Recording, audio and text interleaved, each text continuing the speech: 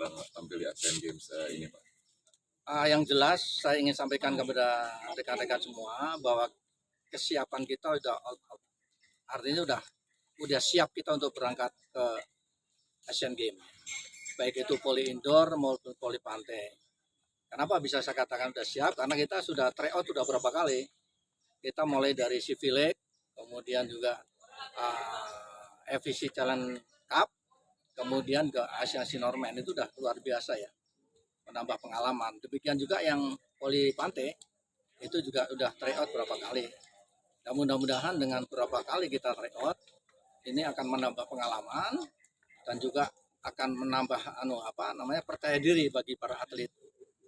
Sehingga dengan demikian saya optimis bahwa di Asian Games kali ini kita akan lebih baik dibandingkan Asian Games tahun yang lalu. Target dari PBPSI sendiri apa sih, Pak, untuk tim voli indoor putra dan voli pantai? Jadi gini, kalau teman-teman kan tahu bahwa kemarin kita kembali dari Iran kan, posisi kita di FIVB, maksudnya di dunia kita kan pada posisi 55 ya, dari 68. Kemudian di tingkat Asia kita 8. Kemudian kita berharap tentu putra ini kita bisa turun dari 8. Ya kalau enggak 6 gitu ya, kita turun dari nanti posisi di Asia itu kita bisa 6 besar atau 7 besar lah. Kita targetnya itu. Kita nggak muluk-muluk ya, kita karena ada Jepang, ada China, kemudian ada Qatar. Ya ada, itu cukup berat bagi kita, tapi bukan mengecilkan kita, tapi kita tidak berani lah memasang target di 3 besar gitu, tidak berani. Tapi kita coba memasang 6 atau 7 kita di situ untuk indoor ya. Kalau voli pantai kita tetap ingin target kita mempertahankan Asian Games tahun 2019. Tahun 2018. Untuk putra itu perak dan perunggu, untuk putri itu perunggu. Ini kita akan pertahankan. Syukur bisa meningkat dari itu, tapi minimal adalah targetnya untuk voli pantai, untuk putra perak, putri perunggu mempertahankan tahun 2018. Insya Allah bisa. Ya. Pantai itu berapa tim ya, Pak? Masing-masing 2 tim. 2 tim putra, 2 tim putri. Mudah-mudahan gitu ya. Kita target perubahan nggak, Pak, pemainnya? Ada tadi sampaikan oleh Pak Slamet kan, ada pemain baru yang ada yang kakinya cedera, kita mengundurkan diri kan, dan dengan Sofian gitu kan. Ada, tapi pemain baru juga bagus. Pemain baru juga udah berpengalaman, mudah-mudahan juga bisa mempertahankan kemenangan lah seperti tahun 2018. Soal yang lain boleh nggak, Pak? Soal Rifan gimana nih, Pak, akhirnya, Pak? Silakan, kita tahu ya, artinya gini, kemarin kan sudah pertemuan juga di Menpora ya, harusnya sudah selesai lah itu kan. Kemarin di Menpora ada dari PBPSI, ada dari kita, dari PAN sendiri. Saya ingin sampaikan kepada teman-teman semua, pencoretan dari timnas itu kan biasa. Tidak hanya di bola voli aja, tapi di cabur yang lain udah biasa. Coba saya berikan gambaran, kita milih tim itu dari mulai 24 loh. 24 orang loh, atlet loh untuk indoor. Kemudian nanti jadi 18. Kemudian jadi 14, kemudian jadi 12. Itu biasa. Kemudian yang ingin saya sampaikan kepada teman-teman, bahwa tim voli itu bukan individu permainannya, ada permainan tim.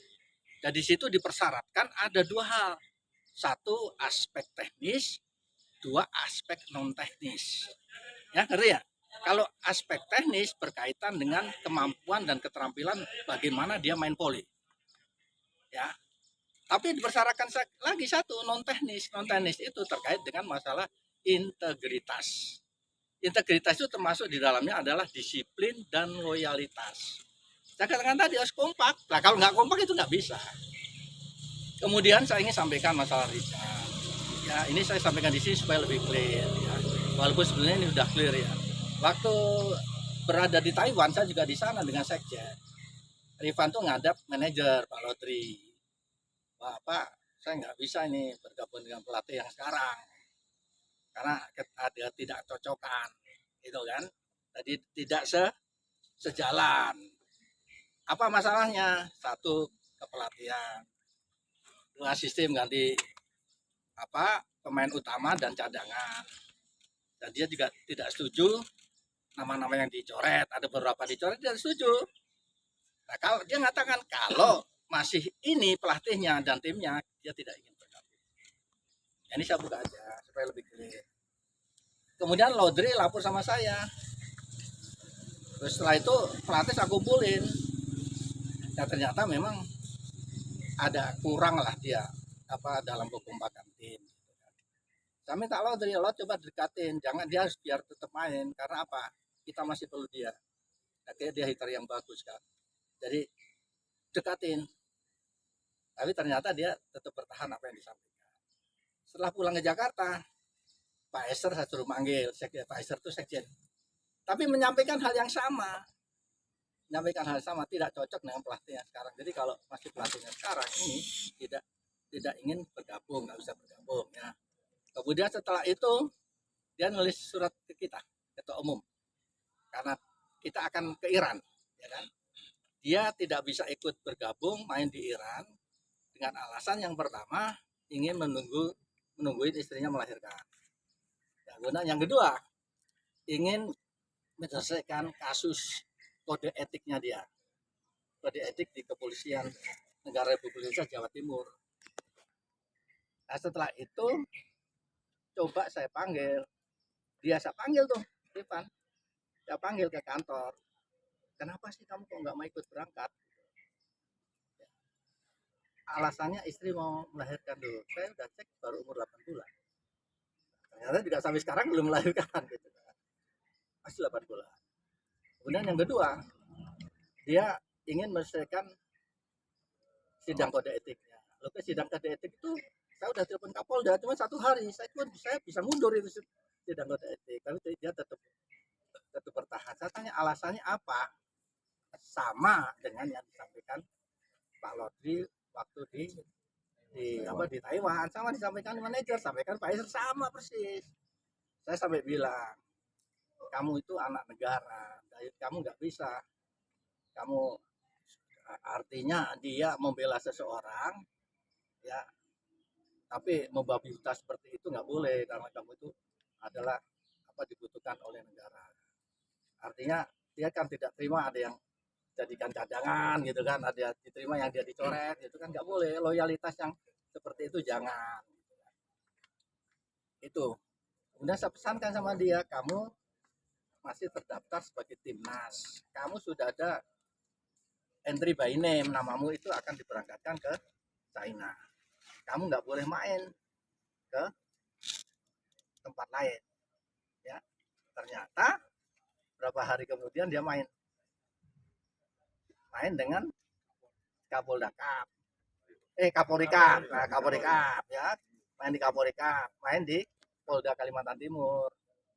Nah padahal saya sudah kasih tahu dan dia udah tahu aturannya, nggak boleh kalau dia masuk itu, sudah masuk timnas terus dia main di luar kan nggak boleh. Bagaimana perasaannya yang sedang berjuang untuk negara, sedang dia enak-enak aja main di luar kan, bagaimana?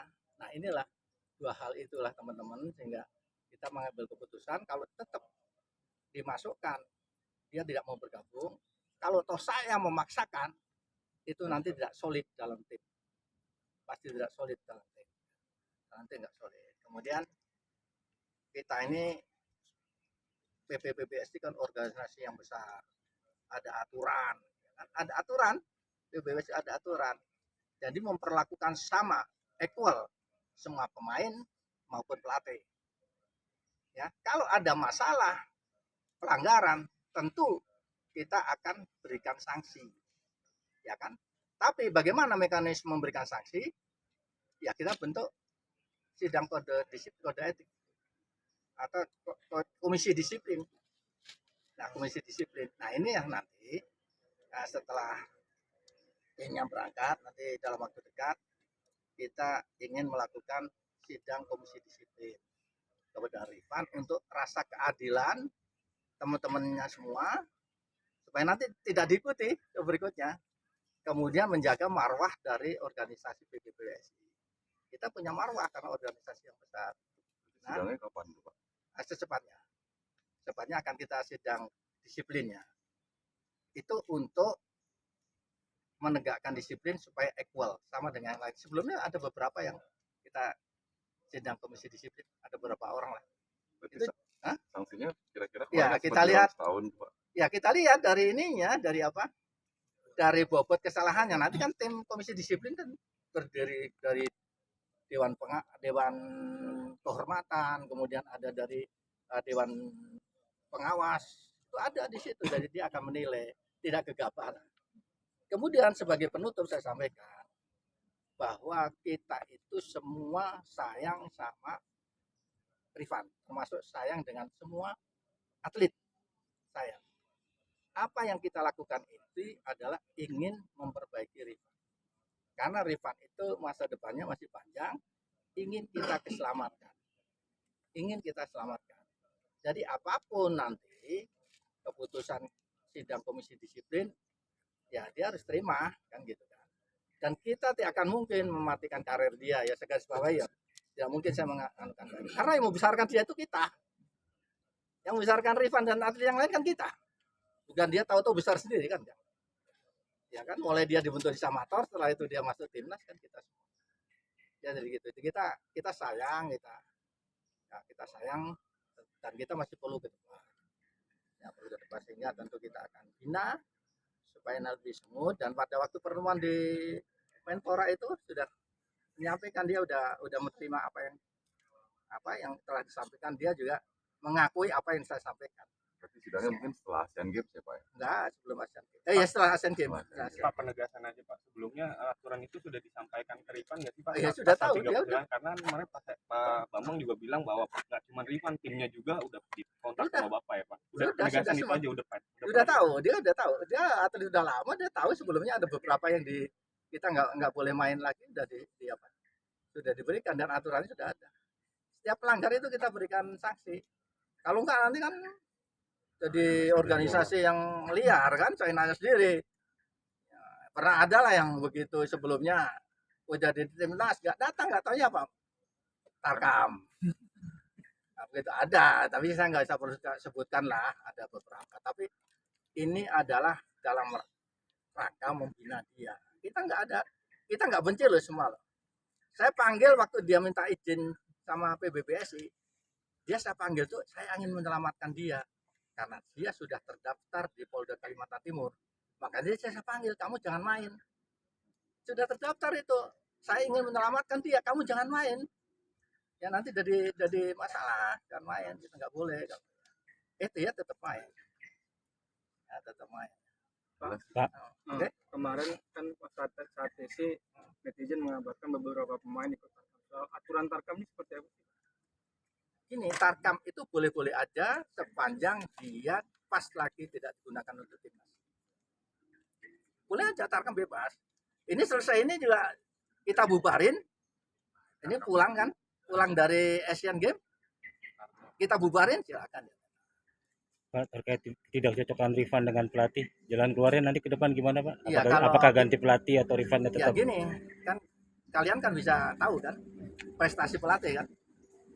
Prestasi pelatih kan kalian tahu bahwa 3 kali kita SEA Games.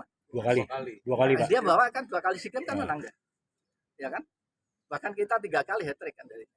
Masa kita mengganti yang bagus? Masa kita hanya satu orang mengorbankan yang banyak orang? Kita kan nggak boleh seperti itu. Ya nanti kita coba kita ikut cawe-cawe gitu. Kita ikut panggil nanti yuk, nggak bisa dong kamu kayak begitu. Nggak bisa, kamu harus ngikutin itulah, harus ada egonya, harus diturunkan, nggak boleh, itu kan untuk negara. Jadi kita akan padukan nanti sudah selesai tetap, karena si Janji masih tetap mau kita pakai. Kita untuk tahun depan kita akan beberapa event internasional, masih kita pakai Janji karena saya nilai dia masih bagus. Kalau nggak bagus kenapa dia bisa menang 2 kali? Ya, paham ya? Ini jangan dipelintirin lagi loh kalian melintirin lagi aku ngomongnya, ini kan apa yang saya sampaikan kan benar semua. Bukan dipelintirin Pak, kemarin komunikasinya kurang baik Pak. Iya kan. Nah, karena kemarin saya tidak ngomong kenapa, saya kasih tahu karena ini pencoretan tuh hal-hal yang biasa dan luar biasa. Enggak, kemarin itu Instagramnya PBBSI official udah ngupload duluan, sementara keterangan dari Bapak belum ada, itu yang bikin netizen heboh Pak. Itu PBBSI official Instagramnya udah nongol dengan 14 pemain tanpa Rifan, Tapi kita belum ada keterangan resmi dari PBSI. Itu yang membuat netizen akhirnya pada heboh gitu loh. Terus Itulah. yang kedua gini, saya kan Rifan kan anak saya akan tutup sebenarnya semua ini, saya gak akan buka. Tapi kan netizen seolah-olah menyalahin kita. Ini sebenarnya saya tidak satu hal. Ini saya anggap hal yang biasa pencoretan itu. Yang kedua, saya ingin menutup apa yang dilakukan Rifan karena dia atlet besar. Kan saya tutup itu, tapi sekarang dia buka sendiri. Bagaimana kan? Pak, dengan Ya. tadi katakan tidak akan mematikan karir Rifan, berarti sanksinya apa, Pak? Dia Tidak belum tahu. Kan, saya aja tidak bisa mutusin. Yang bisa mutusin itu adalah komisi disiplin. Yang tadi disampaikan dari Dewan Kehormatan sama Dewan Pengarah. Dia nunggu sidang komisi disiplin ya Pak ya. Sidang disiplin. Ya kan? Oh, saya atlet aja sebagai ketum, saya nggak bisa menentukan. Nggak bisa menentukan. Ini yang main ini nggak bisa. Nggak bisa saya. Selama saya hampir 3 periode dari ketum PBPSI, saya belum pernah mengintervensi siapa atlet yang dari. Saya nggak pernah. Sampai dengan detik ini. Siap. Ya. Terima kasih Pak Imam. Oke ya. Terima kasih, Terima kasih.